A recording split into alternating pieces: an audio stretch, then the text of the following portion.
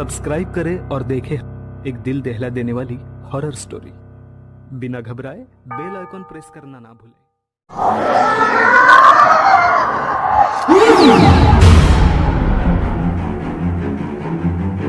तुम नहीं जानते तुम क्या कर रहे हो। मैं तुम्हें जिंदा नहीं छोड़ूंगी। नीलम, मेरे पास आ जाओ। नीलम। अविनाश और नीलम की सगाई हो चुकी थी।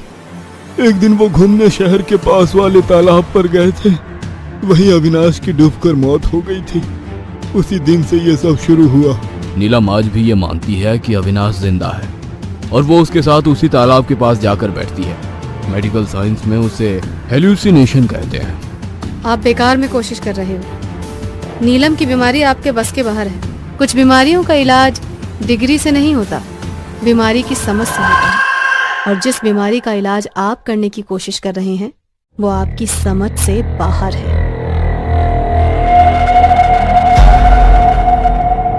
इस कहानी के लेखक है संजय कामले। उस कमरे के अंदर पैर रखते ही सविता को अजीब सा एहसास हुआ। सामने वाले बेड पर नीलम थी, पर उसे बगैर देखे सविता उस कमरे को ताड़ने लगी। मानो उस कमरे के भीतर नीलम के अलावा कोई और भी था, जो खुली आंखों से नजर तो नहीं आ रहा था, पर सविता को अपने जिस्म पर अचानक होने वाली सरसराहट से उसकी मौजूदगी का एहसास हो रहा था। दरवाजे से 2 कदम अंदर आकर सविता रुक गई। अपनी नजरें बारी बारी उसने कमरे के हर एक कोने में दौड़ाई और फिर नीलम की तरफ देखा और शांत रहने को कहा। नीलम ने डरी सहमी आंखों से सविता की तरफ देखते हुए धीरे से गर्दन हिलाकर इशारा किया। तभी सविता ने कुछ ऐसा देखा कि एक ही पल में उनका गला सूख गया। नीलम के पीछे से झांकती एक काली परछाई की सफेद आंखें सविता को घोर जा रही थी। सविता ने उस पर से अपनी नजरें हटाकर पीछे खड़े डॉक्टर साहब से कहा, डॉक्टर साहब, हमारी नीलम को डिस्चार्ज कब देंगे? देखिए ना, लड़की कितनी दुबली हो गई है। यहाँ का खाना शायद ठीक नहीं है। इतना कहकर उस कमरे से बाहर निकलते हुए नीलम की माँ से कहा, नीलम को यहाँ से ले जाना होगा, उसके पास ज्यादा वक्त नहीं है। सविता की बात सुनकर डॉक्टर साहब एकदम से गुस्सा हो गए। वो मेरी पेशेंट है और मेरी इजाजत के बगैर उसे यहाँ से कोई नहीं ले जा सकता।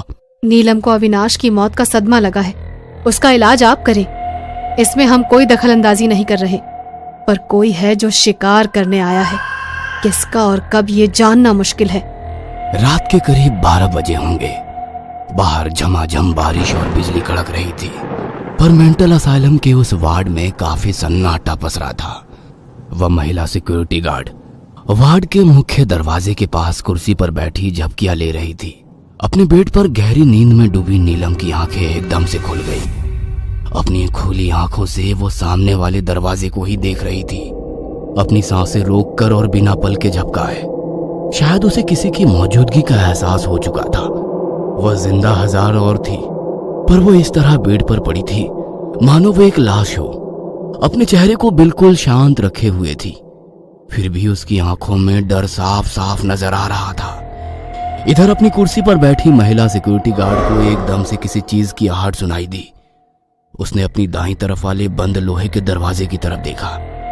ऐसा लग रहा था जैसे कोई उस मेन डोर की दूसरी तरफ है। इधर अपने बेड पर लाश की तरह पड़ी नीलम मन ही मन एक ही बात कह रही थी, दरवाजा मत खोलना, प्लीज दरवाजा मत खोलना। वो लेडी सिक्योरिटी गार्ड अपनी कुर्सी से उठकर दरवाजे के पास जाने लगी। इधर नीलम बस एक ही बात मन में बोले जा रही थी, प्लीज प्लीज दरवाजा मत खोलना, प्लीज। वो महिला कर्मचारी बंद दरवाजे के पास खड़ी दूसरी तरफ से आने वाली आहट को सुनने की कोशिश करने लगी। अपनी कमर के बेल्ट पर लगी लकड़ी की लाठी हाथ में सुरक्षा के लिए लेकर उसने दरवाजे की कुंडी धीरे से सरकाई और इधर नीलम ने डर के कारण अपनी आंखें बंद कर ली। महिला सिक्योरिटी गार्ड ने दरवाजा थोड़ा खोला किया और बाहर झांकने लगी। बाहर तेज बारिश हो रही थी, साथ ही में अचानक से जोर की बिजली चमक उठी। तभी एक भयानक चीख से वो सन्न रह गई। वह झट से पीछे मुड़ी और दोबारा वही डरावनी चीख उसके कानों पर पड़ी। मेंटल असाइलम में मरीजों का चीखना चिल्लाना तो आम बात होती ही है, पर वो चीख साधारण नहीं थी। लग रहा था कोई मर्द और औरत दोनों एक साथ गुस्से में चीख रहे थे। वह कुछ डरी सहमी सी हर एक कमरे पर नजर डालती चल रही थी। हर एक कमरे में मरीज चुपचाप बैठे थे। अब उस आवाज से महिला सिक्योरिटी गार्ड का दिमाग दर्द करने लगा। वह एक कमरे के बाहर आकर रुक गई। वह नीलम का कमरा था। दरवाजे पर लगे कांच की तरफ देखते ही उसकी आंखें फटी की फटी रह गई, क्योंकि दरवाजे पर लगा कांच खून से लथपथ था। अंदर का कुछ भी देख पाना मुश्किल था। उसने अपना मोबाइल निकाला और डॉक्टर साहब को फोन किया। कुछ रिंग के बाद उन्होंने फोन उठाया। सर, यहाँ कुछ गड़बड़ है, क्या आप आ सकते हैं? क्या हुआ? वो कुछ बोलती कि तभी किसी ने अंदर से दरवाजे पर जोरदार प्रहार किया। आवाज इतनी तेज थी मानो कोई लोहे की भारी भरकम चीज से कोई दरवाजा तोड़ने की कोशिश कर रहा हो। वह आवाज फोन पर डॉक्टर साहब ने सुनी और वो तुरंत अस्पताल के लिए निकले। महिला गार्ड डरी सहमी सी दरवाजे से दूर हट गई। वह दरवाजा खोलना तो चाहती थी पर आगे बढ़ने की हिम्मत नहीं हो रही थी। पर अगले ही पल सब शांत हो गया। न दरवाजा पीटने की आवाज, ना वो चीखने चिल्लाने की आवाज, था तो एक सन्नाटा, अजीब जानलेवा सन्नाटा। और उस सन्नाटे में डरी हुई महिला गार्ड की सांसों की आवाज। हिम्मत करके वो दरवाजे के पास गई और खून से लाल हुए कांच से अंदर झांकने लगी, पर अंदर कुछ साफ नजर नहीं आ रहा था। इतना सन्नाटा पसरा था कि उसे अपनी सांसों की आवाज भी बिल्कुल साफ साफ सुनाई दे रही थी। पर अगले ही पल कांच तोड़कर एक काला सड़ा हुआ इंसानी हाथ बाहर निकला और उस महिला सिक्योरिटी गार्ड की गर्दन दबोच ली, और उसके साथ ही बाकी मरीज चीखने चिल्लाने लगे। रात के सन्नाटे में वो चीखें इतनी डरावनी लग रही थी कि किसी चिड़ियाघर में जानवरों का एक साथ चिल्लाने जैसा लग रहा था। उस आवाज में महिला सिक्योरिटी गार्ड की चीख गुम होकर रह गई और अस्पताल का दरवाजा खोलकर आए डॉक्टर साहब सामने महिला सिक्योरिटी गार्ड की मौत का वो नजारा देखकर पूरी तरह से हिल गए।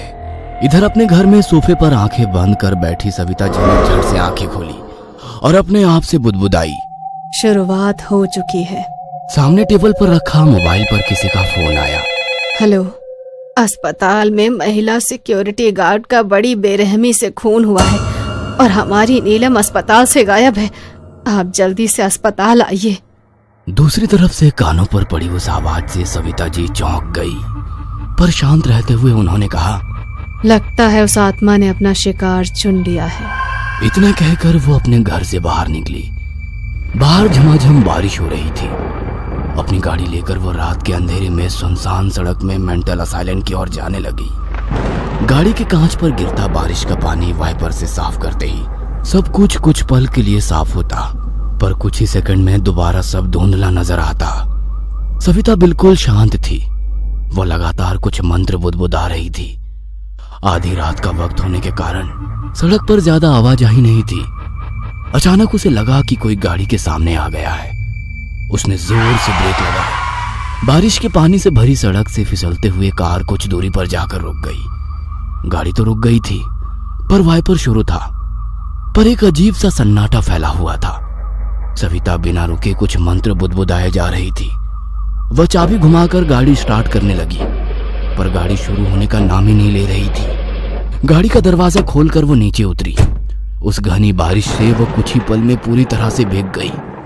उसने अपने आसपास नजर घुमाई, तभी पीछे से किसी के चिल्लाने की आवाज सुनाई दी। उन्होंने आवाज की तरफ देखा, पर अंधेरा होने की वजह से कुछ साफ दिखाई नहीं दे रहा था।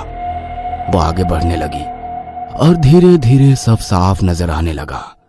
सामने वही तालाब था और उस तालाब के किनारे बनी दीवार पर सफेद गाउन में कोई लड़की खड़ी थी। आसमान में एकदम से बिजली चमकी और उस सफेद रोशनी में खड़ी एक लड़की नजर आई।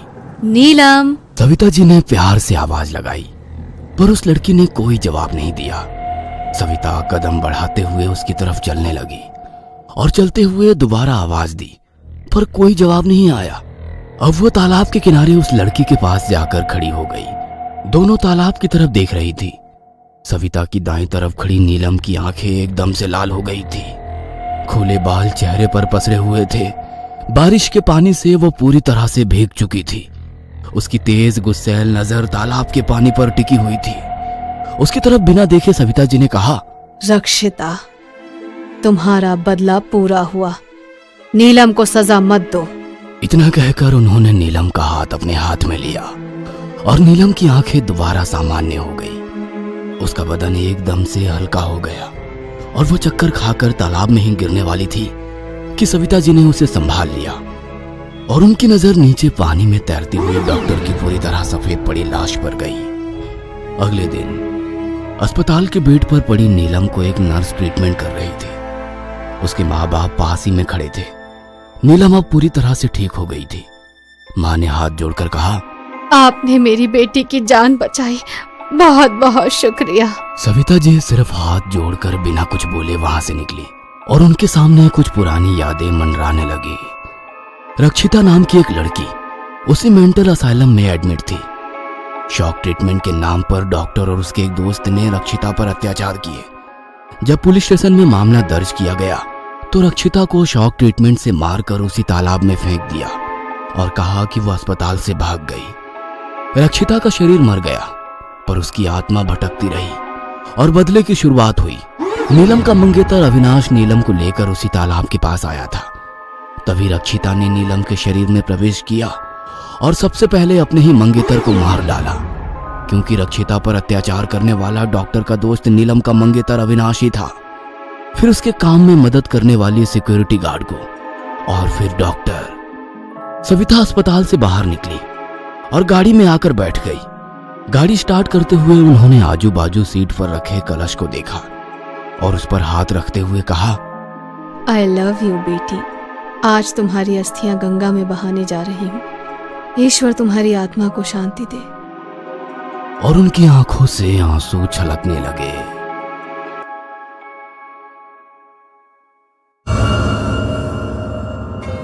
ये कहानी आपको अच्छी लगी हो तो हमें सब्सक्राइब करें, हमारा इंस्टाग्राम और फेसबुक पेज जरूर फॉलो करें। और हाँ दोस्तों, सब्सक्राइब करना भूलना